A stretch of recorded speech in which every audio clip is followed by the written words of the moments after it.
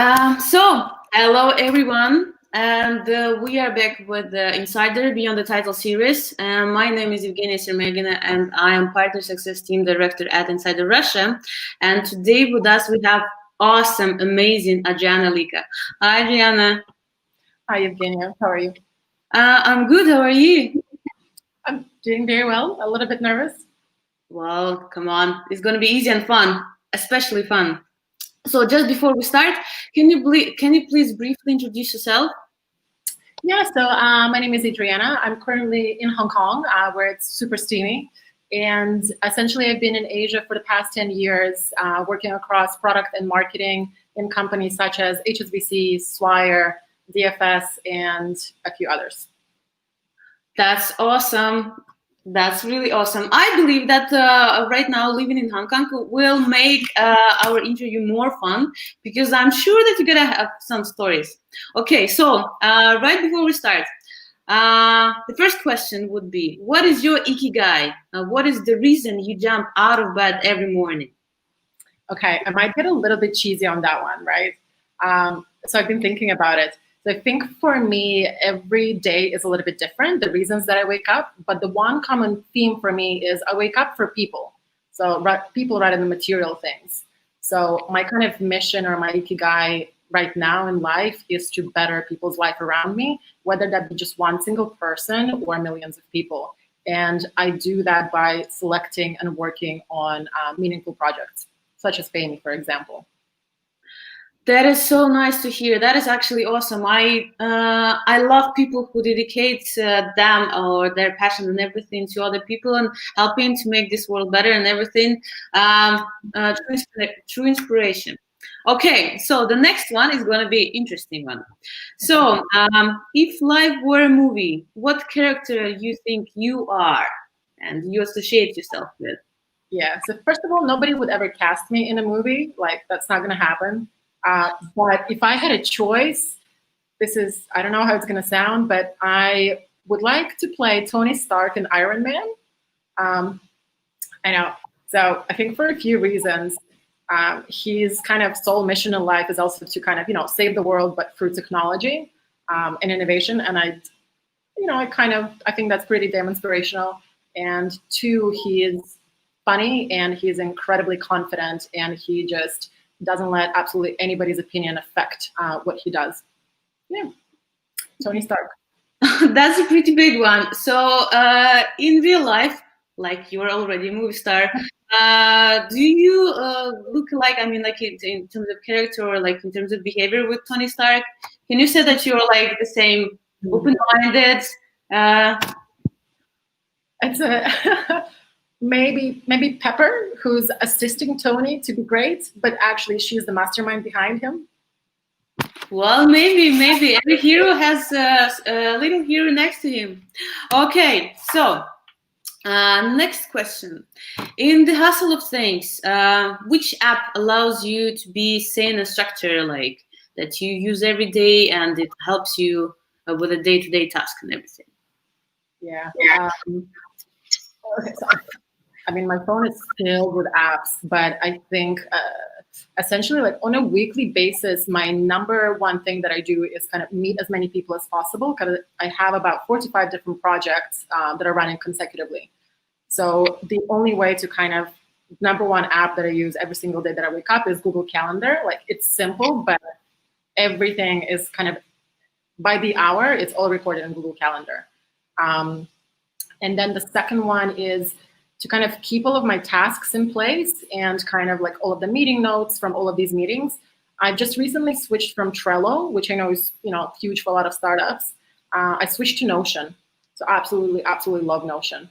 And then the other one to kind of less more on the project management side of my life, but more like the sanity.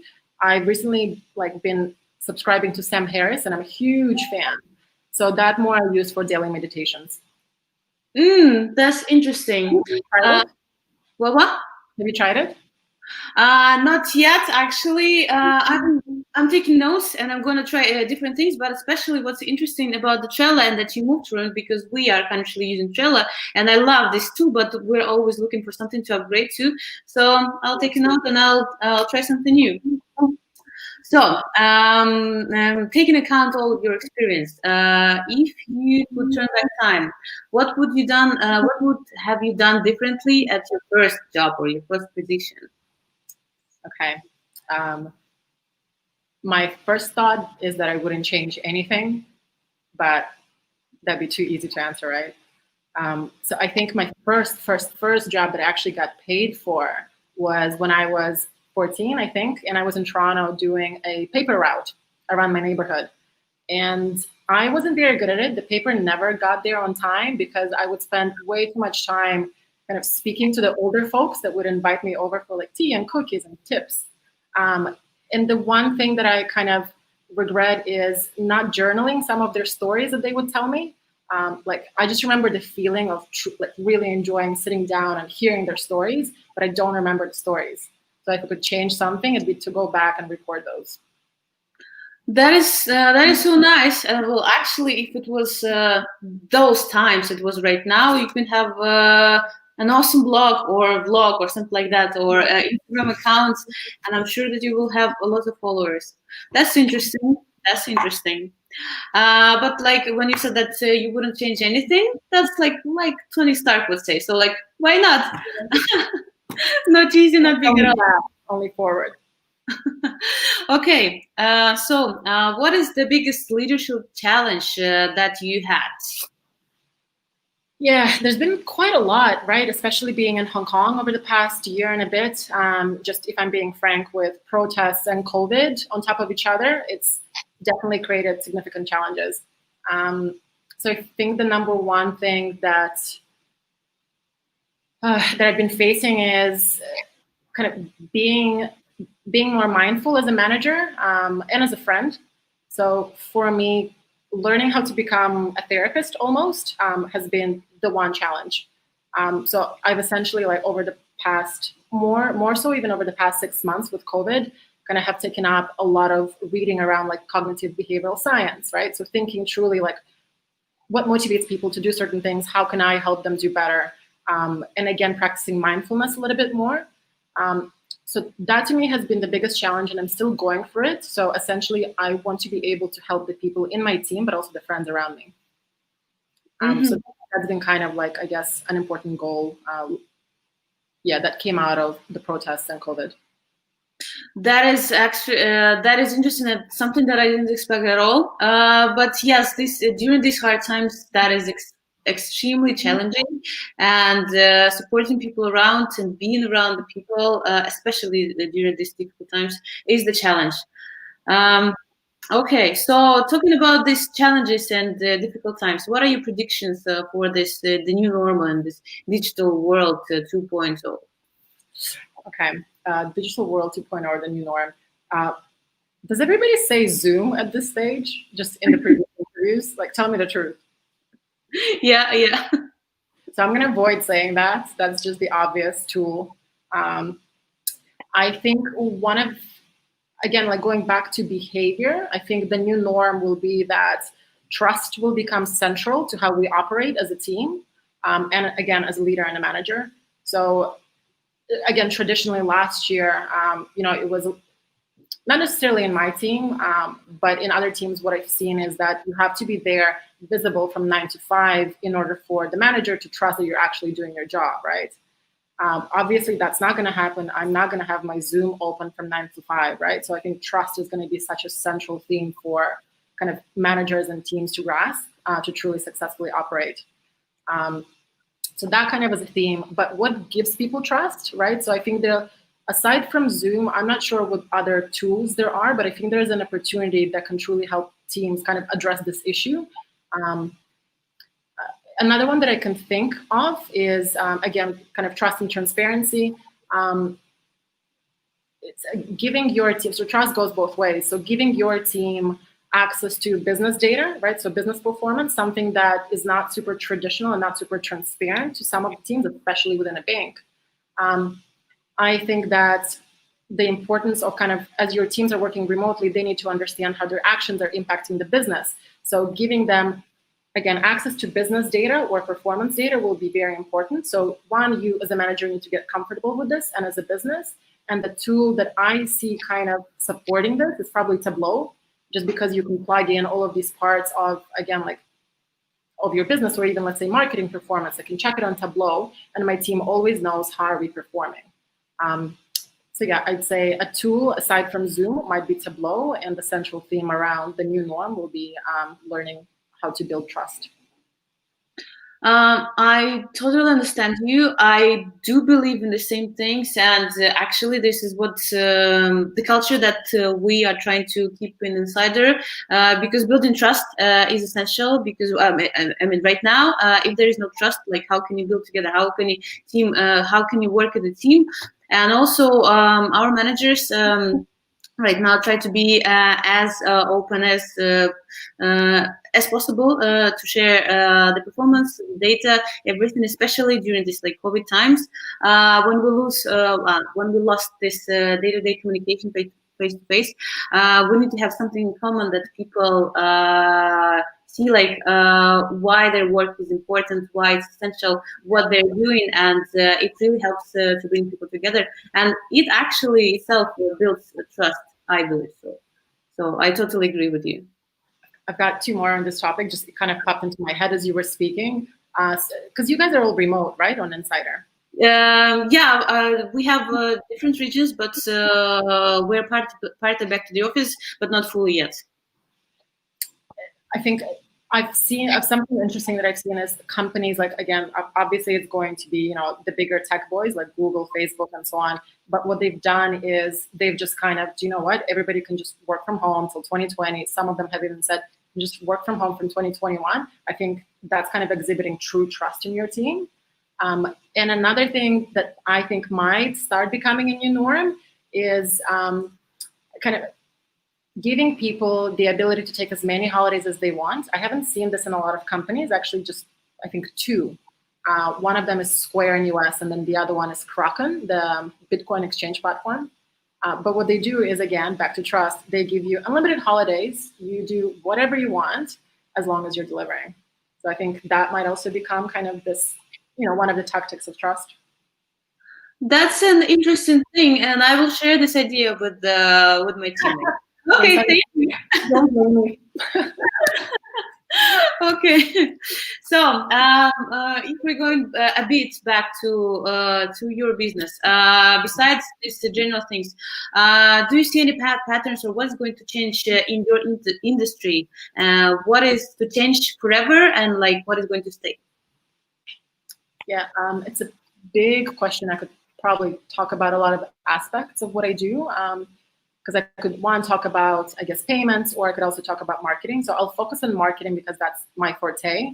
So in terms of the changes that I see permanently changing in the marketing industry, I think it's going to be, one, the emergence of digital channels as the go-to when you're creating your marketing strategy. So especially in Hong Kong and in Asia, I would say that predominantly traditional was always kind of the way you plan out your marketing strategy first, and then digital is kind of, it supplements, but it wasn't digital first, traditional second. So I think this switch is now completely solidified in every marketer's minds, that you plan digitally first and then traditional second. And there's a few other things that will change. So again, in terms of the digital channels versus traditional channels, I think, this is a personal opinion, and let's see what happens over the next, I think, 6 months. But I think that traditional channels, again, like we're talking billboards, right? They're going to go through a massive one, pricing shift, and maybe, I don't want to say dying out, but unless they have loads of cash to maybe acquire digital channels or create digital channels, they're going to be struggling for survival. So I foresee pricing will change. So I think traditional offline channels will become cheaper, but online channels as a result will become more expensive and more competitive. Whereas, for example, last year when I was doing my marketing planning, right, it's way cheaper for me to acquire customers for a digital channel. I think that's not going to be the case anymore, because everybody's now using Facebook and Instagram for ads, everybody. So the pricing will be interesting to watch in the next little while. Okay, so let's make a deal. So we'll talk in the next 6 months and see if you're right or wrong, but I bet you're going to be right. I agree with you. Okay, enough of business. Enough of what's going on over there. So I have a tricky question to you. Tell me one weird fact about you. But for everybody who is listening to us right now, just before we started, it was a surprise for me to know that Adriana perfectly speaks Russian, and we had a small chat in Russian. Привет. Привет. So besides that, is there anything else weird about you that you would like to share with us? Can I switch the table and ask you first, and then I'll answer? I need like 1 minute to think. Okay. What's weird about me? That might be not weird, but I would say cute. I'm working in a digital company. Everything is so digital, but for day-to-day tasks, I still use my old book where I keep in the notes. You're using calendar, and I'm using that one. So it's a bit weird. It's 2020. I'm working in digital, but I still like this old stuff. So something about pen and paper. Cool. So I actually still need to answer it. Okay, this is weird-ish. So I think when I was growing up, a lot of my friends had like superstitions. That, you know, like, what is it? Don't walk under a ladder. Don't let a black cat cross your path. And there's only one that has stuck with me to this day. Oh, this is going to be embarrassing. This is getting recorded, right? Yeah. So if my friends are watching, you probably haven't noticed this, and I haven't told anybody, but it happens subconsciously. So if the two of us are walking down the street and there's a pole in the middle, I will be really weird about it, and I will follow you behind the pole, because if you split, that means that you're at a point in your life are not going to be friends anymore. So I do this a lot, and I catch myself doing it. I'm like, I'm not superstitious. Why did I just do that? Adriana, you won't believe, but I do the same things. Like, I still believe in that. Yes, 29 years old, but I still do the same things. I follow my husband. Like, if there's something in between us, like, no, I will. So, okay, I'm so happy. Thank you. I'm not weird. That is actually nice. That is extremely nice. Okay. So as the last question for our session, what is your motto in life? Okay, that one for me would have to be, I think, embrace curiosity. So I am a person that will try anything once, and if I like it, I'll try it twice. But yeah, that's mine. Pretty simple. Yours. That's awesome. I didn't think of one, but during one of the interviews that we had, one of the guests told me, like, his motto is "Let's have a glass of wine," and I so much liked it, and it's like something like that. Like, everything that we do, we need to finish with something nice, and like, why not together people around and like have a glass of wine together. So yeah, that would be for me. Okay, I can subscribe to that life motto. Like, I'm coming over to Moscow. Let's do this. Okay, great. Deal. Okay, so Adriana, thank you very much for being with us today. It was an awesome session. You're a great person, so I hope everybody liked it as well. And see you in the next sessions. Bye-bye. Bye. Bye, guys. Bye.